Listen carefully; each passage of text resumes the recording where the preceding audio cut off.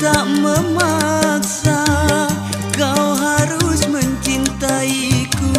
Itu semua terserah pada dirimu.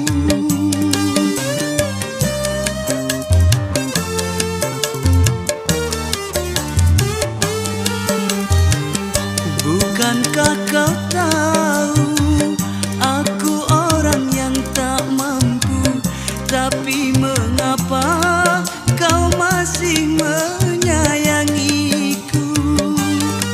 Ku katakan padamu, renungkanlah kembali, janganlah sampai menyesal nanti.